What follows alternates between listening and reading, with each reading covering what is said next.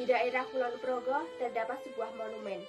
Monumen itu dibangun warga Kulon Progo untuk menghargai perjuangan seorang pahlawan wanita. Monumen tersebut bersosok wanita menaiki kuda dengan gagah berani. Tangan kanannya memegang sebuah bambu runcing dengan bendera merah putih berkibar. Monumen yang dibalut keemasan itu menambah kesan betapa pemberaninya sosok wanita tersebut. Sosok wanita tersebut adalah Nia Serang, pejuang wanita tanah Jawa yang membela Indonesia bersama-sama dengan Pangeran Diponegoro meski usianya telah lanjut. Nia Serang memiliki nama asli Raden Ajeng Kustia Hulaningsih Retnoedi. Beliau dilahirkan di Serang pada tahun 1752.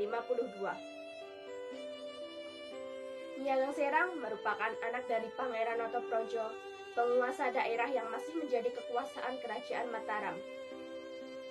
Nia Serang telah dikenal sejak muda menjadi pemberontak penjajah bersama ayah dan kakaknya, yaitu Raden Kiai Ajeng Serang.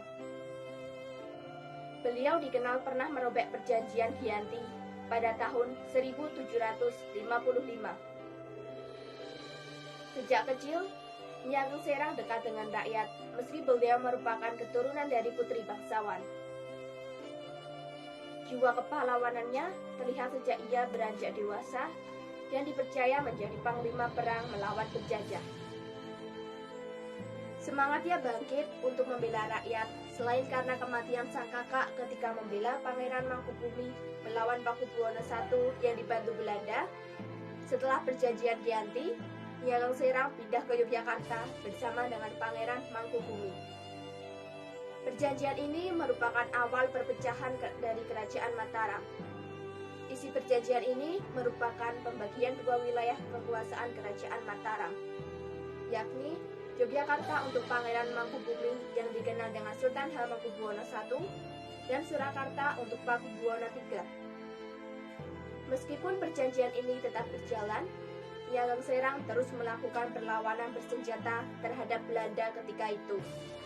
Tetapi Belanda dapat menyergap pasukannya di Semarang. Dalam peristiwa penyergapan tersebut, ayah dan kakaknya Nia Serang pun harus gugur. Nia Serang tak pernah menyerah untuk terus berjuang melawan penjajah. Ketika Perang Diponegoro pecah pada tahun 1825, Nia Serang tetap berjuang bersama suaminya.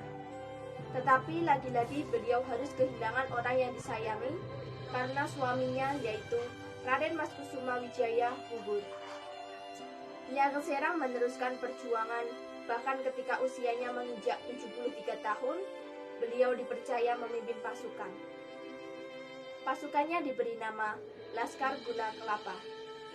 Laskar ini sangat diperhitungkan Belanda karena gerakan yang cepat ketika menyerang, sehingga terkadang membuat Belanda kewalahan dalam berperang dengan pasukan Nia Serang.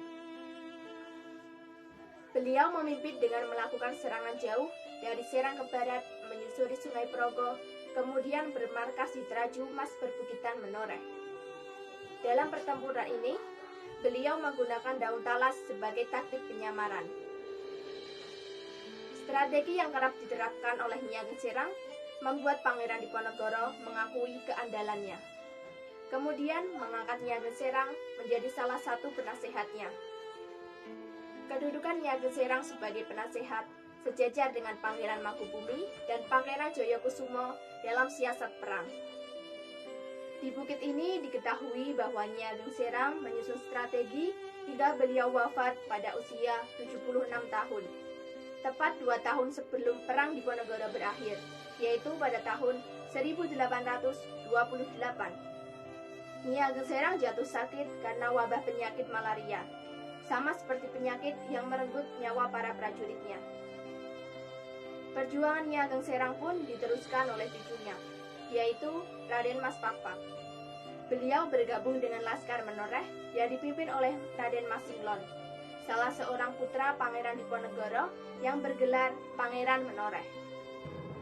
Nia Serang pun dimakamkan di daerah tersebut, tepatnya di Dusun Beku, Pagerarjo, Kalibawang, Kulon Progo, 30 km barat dari kota Yogyakarta. Makam ini diperbaiki pada tahun 1983 dengan berbentuk bangunan joglo. Beliau dimakamkan di samping suami, ayah, ibu, cucu, dan abdi dalamnya. Banyak tempat bersejarah yang dapat dikenang, terutama ketika Nyi Ageng Serang berperang melawan penjajah. Tempat bersejarah yang kini masih terjaga diantaranya Sendang Suruh Giri Tengah Magelang. Ketika Pangeran Diponegoro bergerilya, beliau singgah di Kali Tengah selama 7 bulan di rumah Nyi Ageng Serang. Sendang tersebut ditemukan oleh Nyi Ageng Serang untuk berwudu, dan di dekat sendang tersebut juga terdapat surau untuk beribadah. Hingga saat ini, sendang tersebut masih ada dan airnya tidak pernah habis meskipun musim kemarau tiba. Di sekitar sendang juga terdapat beberapa pohon yang sudah sangat tua, berumur ratusan tahun. Tempat kedua adalah Balai Kambang. Balai Kambang merupakan bangunan kecil yang dulu digunakan sebagai pos istirahat Nyi Ageng Serang pada zaman Perang Diponegoro.